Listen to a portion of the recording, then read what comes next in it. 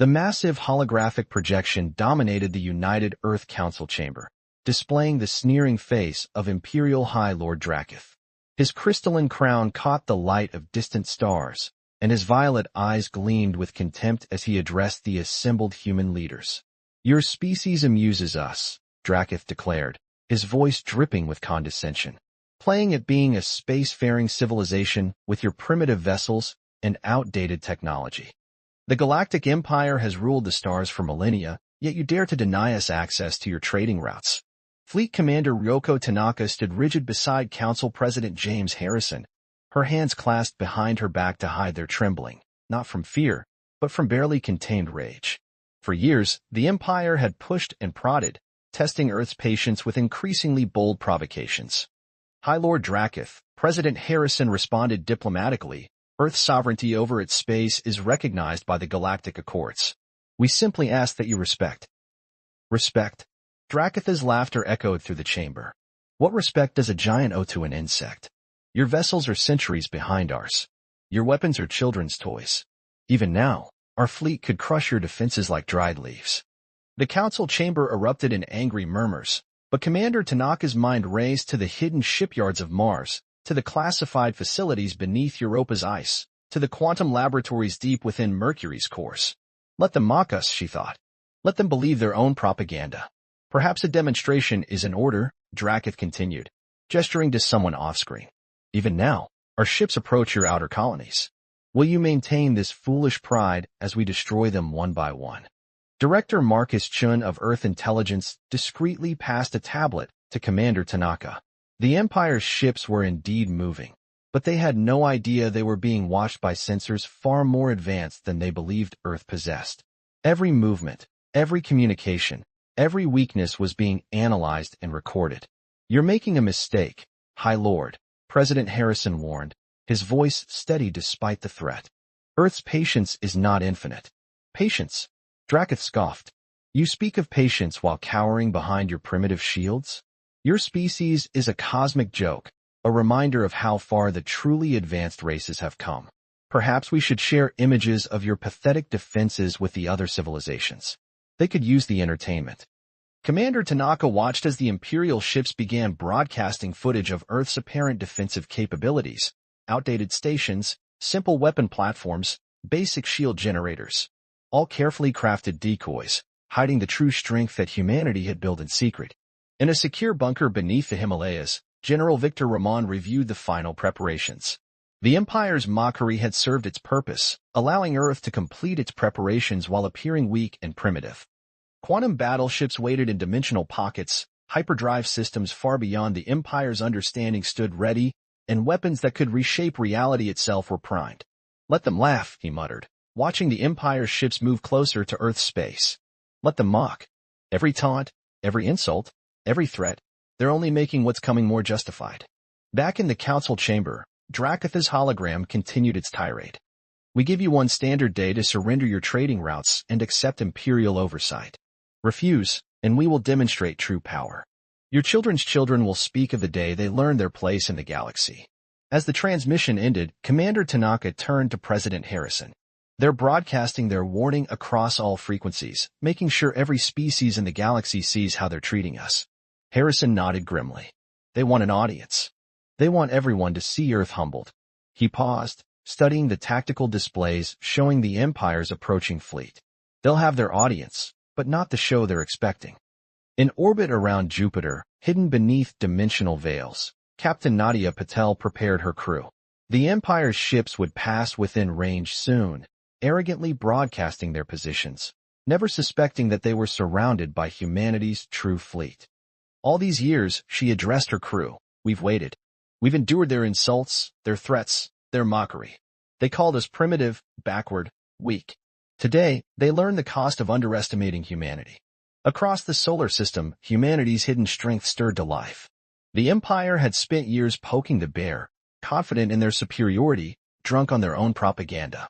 They thought they were teaching Earth a lesson in humility. Instead, they were about to learn one themselves." As the Empire's ships moved into position, Commander Tanaka sent a single encoded message throughout Earth's defense network. "Remember their words. Remember their threats. Remember their mockery. Now show them why they should have feared us instead of laughed at us. The Empire had taunted Earth, believing they were dealing with a primitive species that would bow before their might. They were about to discover just how wrong they were, and just how terrible humanity's fury could be when finally unleashed. High Lord Drakketh stood on the bridge of his flagship, the Immortal Crown, watching with amusement as the deadline approached. The massive viewscreen showed Earth's apparent defenses, crude satellites, and outdated weapon platforms that wouldn't last a minute against Imperial firepower. His violet eyes gleamed with anticipation of the easy victory to come. Their response deadline passed 10 minutes ago, reported Admiral Vex, his metallic armor clicking as he approached. They haven't surrendered or even responded to our ultimatum. Drakketh's lips curled into a cruel smile. Of course not. These primitives cling to their pride even in the face of extinction. Begin the broadcast. Let the galaxy witness what happens to those who defy the Empire. Across known space, billions of beings watched as the Empire's massive fleet moved into attack position. The broadcast carried Drakketh's voice to every corner of the galaxy. Watch now as we teach these humans the price of defiance. The first salvos from the Imperial fleet lit up space, a dazzling display of destructive power aimed at Earth's orbital defenses. The energy beams struck their targets, and for a moment, everything went according to the Empire's plan. The defensive platforms exploded in spectacular fashion. Too spectacular. Commander Tanaka's voice cut through all frequencies, including the Empire's broadcast. Thank you for destroying our decoys, High Lord. Now, allow us to show you what real weapons look like. Space itself seemed to ripple and tear.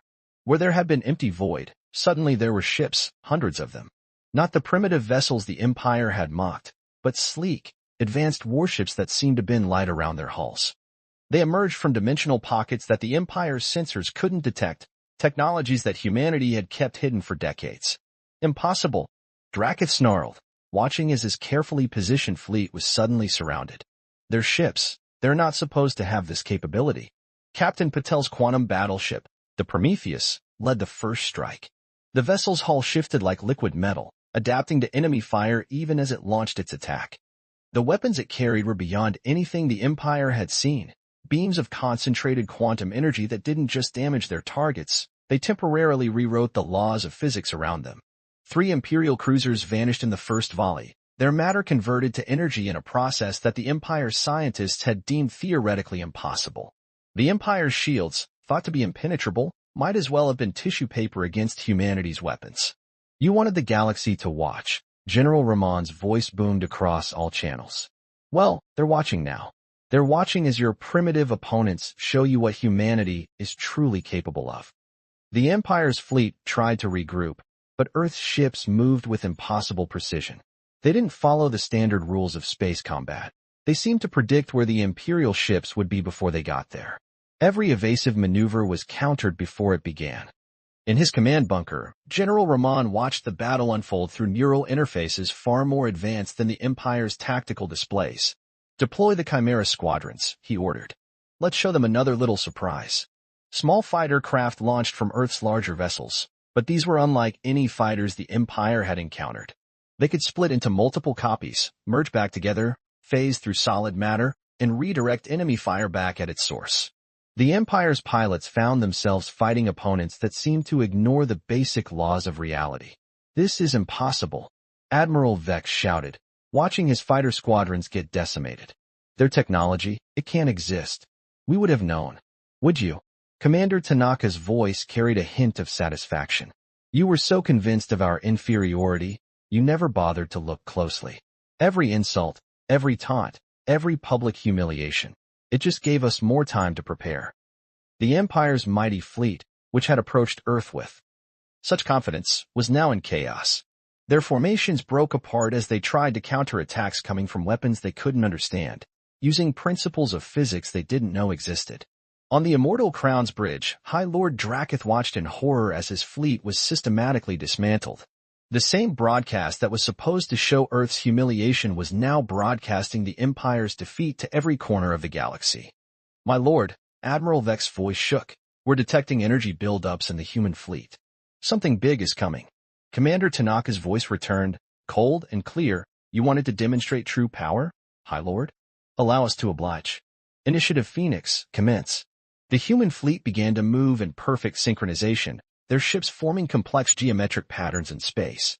Energy began to flow between them, creating a web of light that encompassed the Imperial fleet. "What are you doing?" Drakath demanded, real fear creeping into his voice for the first time. "Showing you why you should have feared us instead of mocked us," Commander Tanaka replied. "The galaxy wanted a demonstration of power? They're about to get one." The energy web activated, and the laws of physics bent to humanity's will. The Empire's mighty fleet found itself trapped in a bubble of altered space-time, their advanced weapons useless, their ships helpless before the fury they had awakened. The message was clear. Humanity had never been primitive or weak. They had simply been patient, waiting for the right moment to show the galaxy, and especially the Empire, exactly what they were capable of. The Empire's taunts had finally awakened the sleeping giant, and now they would face the consequences of their arrogance. The Imperial capital world of Nexus Prime was in chaos. The grand halls of the Imperial Palace, usually filled with the quiet confidence of absolute power, now echoed with panicked voices and hurried footsteps. The Empire's ruling council had gathered for an emergency session, watching in disbelief as reports flooded in from across their territory. 3 more systems lost in the Centauri sector, one counselor reported, his holographic form flickering with interference. "The humans, they're not just defending anymore. They're attacking. And we can't stop them." High Lord Drakath, his previous arrogance shattered, stood before the tactical display showing the rapid advance of Earth's forces. His crown, once worn with such pride, now felt heavy with the weight of his mistake. The Empire had ruled through fear and mockery for so long. They'd forgotten what it meant to face an enemy who had nothing left to lose. In the void of space, humanity's true fleet continued its relentless advance. Commander Tanaka stood on the bridge of the flagship Nemesis, watching as another Imperial defense line crumbled before their onslaught. The Empire's mighty warships, once thought invincible, were being systematically dismantled by technologies they couldn't comprehend. "They're retreating from the Orion Arm," reported Lieutenant Kaisho, his hands dancing across the quantum interface. "Their remaining forces are trying to consolidate around their core worlds." Tanaka nodded, a grim satisfaction in her eyes. "They thought we were primitive, contained to our single system. They never bothered to look deeper, to question why we seemed so content to stay within our borders." She paused, watching as another Imperial battle group vanished under the combined fire of Earth's quantum weapons. "We weren't trapped in our solar system. We were preparing." The truth was finally becoming clear to the galaxy. While the Empire had mocked Earth's apparent isolation, humanity had been expanding in secret, establishing hidden bases and research facilities across hundreds of systems. Every taunt, every insult had simply given them more time to build, to innovate, to prepare for this moment. Deep within the Nemesis, General Ramon coordinated the next phase of the offensive. The neural interface showed him real-time data from across the battlefield, a symphony of destruction conducted with surgical precision. "Deploy the phase hunters," he ordered. "Let's show them another surprise." From the holds of Earth's warships emerged something new, ships that seemed to exist in multiple dimensions at once, capable of passing through solid matter as if it weren't there. The Empire's mighty defensive stations, their shield generators, their command centers, all became vulnerable to an enemy that could simply ignore physical barriers. On Nexus Prime, Admiral Vex burst into the council chamber, his usual composure completely shattered. "My lords, we've lost contact with the Helios defense grid. All of it. 30,000 years of impregnable defenses, gone in minutes." The council erupted in chaos, but High Lord Drakath's voice cut through the noise. "How? How did we not see this coming? How did we miss their true capabilities?" The answer came not from his advisors, but from every communication screen in the chamber. Commander Tanaka's face appeared, her expression cold and determined. "You saw exactly what we wanted you to see. You were so convinced of your own superiority, so certain that humanity was nothing more than a primitive species playing at civilization. Every mock, every taunt, every public humiliation. You gave us the perfect cover to build something you couldn't imagine." The Empire's response fleets found themselves facing an enemy that seemed to have an answer for every tactic, a counter to every strategy. Humanity's ships moved with impossible coordination, their weapons ignored supposed laws of physics, and their defenses adapted to any attack. "They're not just beating us," Admiral Vex realized. watching another battle group disappear from the tactical display. They're systematically dismantling everything we thought we knew about warfare. In Earth's hidden command center beneath the Himalayas, President Harrison addressed the united human forces. For centuries, we endured their mockery. We watched as they bullied smaller species, as they treated the galaxy as their personal playground. They thought our patience was weakness. Today, they learned the difference between restraint and inability. The Empire's mighty fleets, which had once numbered in the millions, were being reduced to scattered remnants. Their supposedly invincible weapons proved useless against quantum shields that could predict and neutralize attacks before they happened. Their unbreakable encryptions were torn apart by AI systems that operated beyond normal space-time. Aboard the Nemesis, Commander Tanaka received word that another Imperial sector had fallen. The Empire's territory, built over thousands of years of conquest and intimidation, was being systematically dismantled by the very species they had dismissed as primitive. "Send word to all commands," she ordered, her voice carrying the weight of humanity's unleashed fury. "Phase 3 begins now. Show them what happens when you push humanity too far." As the orders went out, thousands of hidden human ships emerged from dimensional pockets across Imperial space.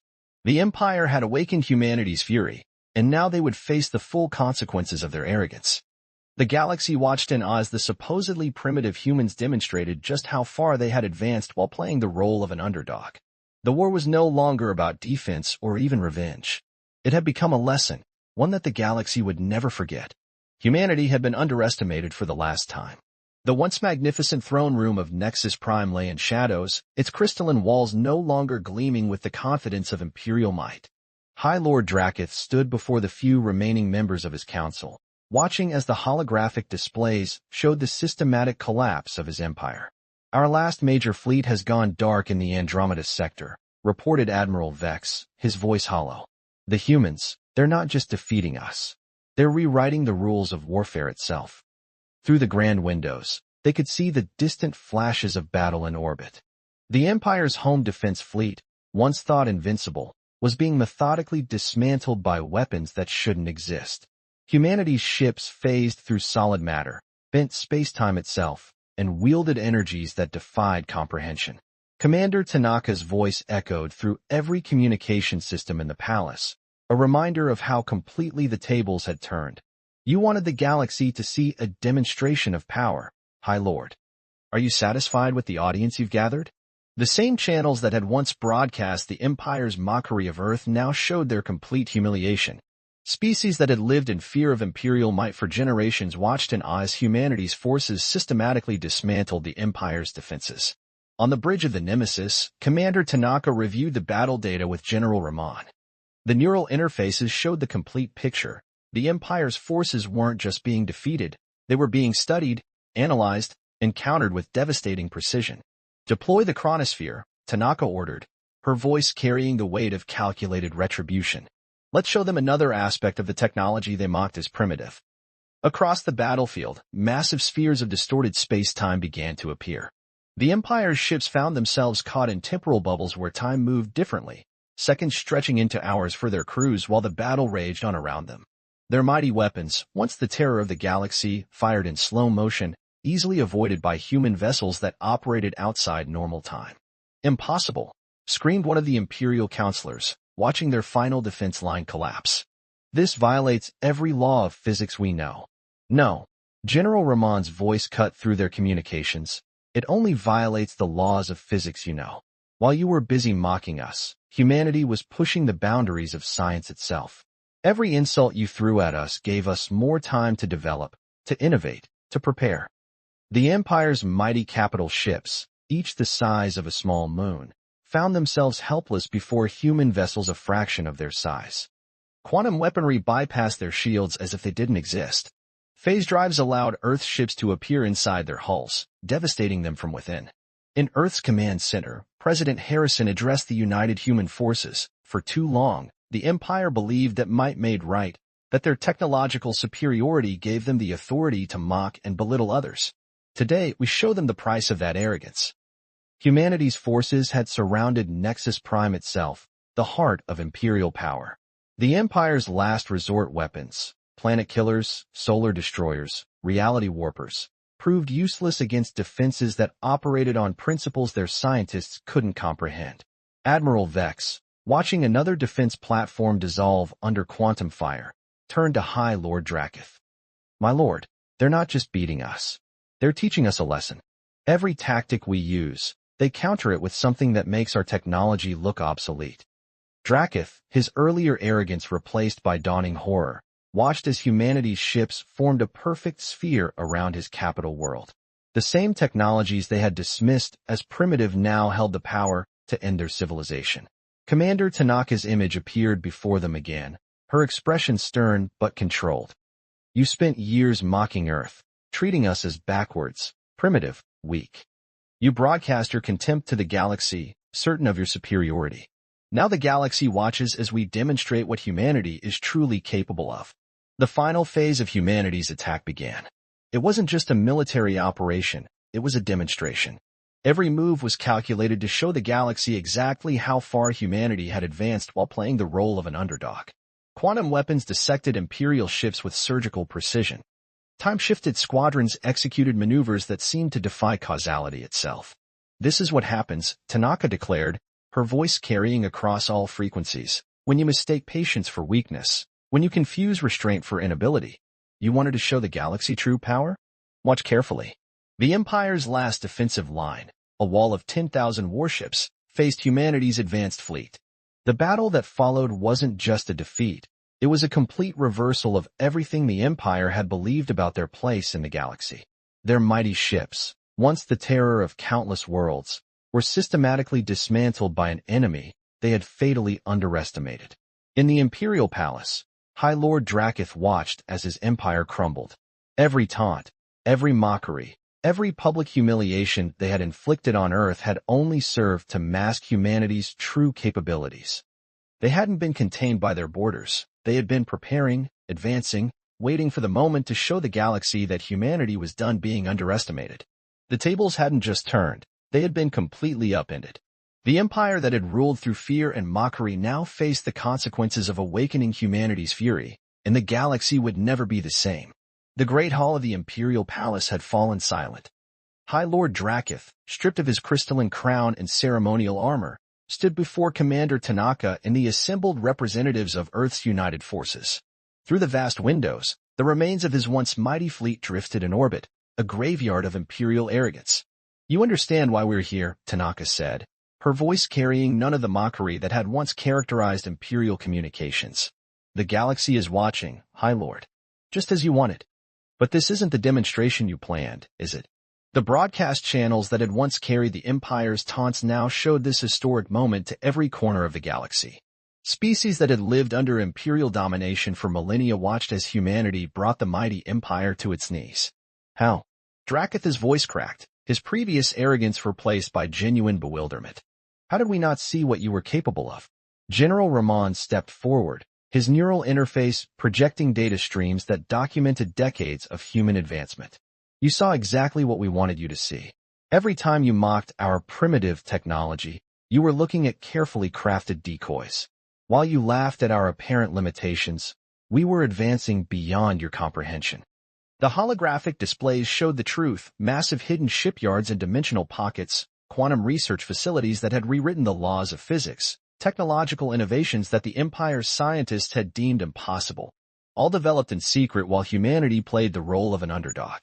"Your greatest mistake," President Harrison announced, addressing not just the fallen empire but the watching galaxy, wasn't underestimating our technology. It was underestimating humanity's spirit. Every taunt, every insult, every public humiliation, you thought you were demonstrating your power. Instead, you were giving us motivation. In orbit above Nexus Prime, Captain Patel's quantum battleship Prometheus led a formation of Earth's most advanced vessels. Their hulls shifted like liquid metal, their weapon systems operated beyond normal space-time, and their very presence proved how completely the Empire had misjudged their supposed inferiors. "Look closely," Tanaka commanded, gesturing to the tactical displays. "These aren't just warships. They're a reminder of what happens when you mistake patience for weakness, when you confuse restraint for inability." The displays showed recordings from the conflict, Imperial ships being systematically dismantled by technologies they couldn't comprehend, mighty defense systems bypassed by phase-shifted attackers. Entire fleets trapped in temporal bubbles where time itself became a weapon. Admiral Vex, standing among the defeated Imperial leadership, finally understood. We didn't just lose a war, he muttered. We exposed the lie of our own superiority. Exactly, General Ramon confirmed. Your empire was built on fear and mockery. You believed your technological advancement gave you the right to belittle others. But while you were busy taunting us, humanity was quietly revolutionizing the very foundations of science. President Harrison stepped forward, her presence commanding attention. Today marks more than the end of a war. It marks the end of an era where any species can claim inherent superiority over others. The galaxy watched as you mocked us. Now they've watched as we proved that appearances can be deceiving. The terms of surrender were presented, not vindictive or cruel, but firm and absolute. The Empire would be dissolved, its territories reorganized under a new galactic council where all species would have equal representation. The advanced technologies that humanity had developed would be shared, but only with those who proved they could use them responsibly. You wanted to teach us our place in the galaxy, Tanaka addressed Drakath. Consider this lesson complete, but not the one you intended to deliver. This is what happens when you push humanity too far, when you mistake our diplomacy for weakness, our patience for fear. Across the galaxy, celebrations erupted on worlds that had lived under Imperial dominion. The species that had endured centuries of mockery and oppression watched in awe as humanity dismantled the Empire not through cruelty or revenge, but through technological superiority and strategic brilliance. In Earth's orbital command center, Lieutenant Kaijo monitored the incoming transmissions from across known space. Messages of alliance and cooperation are pouring in, he reported. The galaxy is ready for a new order. Commander Tanaka nodded, watching as the sun rose over Nexus Prime. Then let's give them one. Not build on fear or mockery, but on mutual respect and understanding. The Empire thought they were teaching the galaxy about power. Instead, they taught everyone the danger of underestimating humanity. The final act of the conflict wasn't destruction or revenge. Instead, humanity demonstrated true power, the power to reshape the galaxy not through fear, but through innovation and cooperation. The Empire's taunts had awakened humanity's fury, but that fury had forged something new, a galaxy where no species would dare to mock another, where advancement would be measured not by the ability to dominate, but by the wisdom to coexist. As the new Galactic Council took shape, with Earth playing a central but not dominating role, the lesson was clear. The Empire's mockery had indeed created a demonstration for the galaxy, but not of human weakness. Instead, it had revealed humanity's greatest strengths, patience, innovation.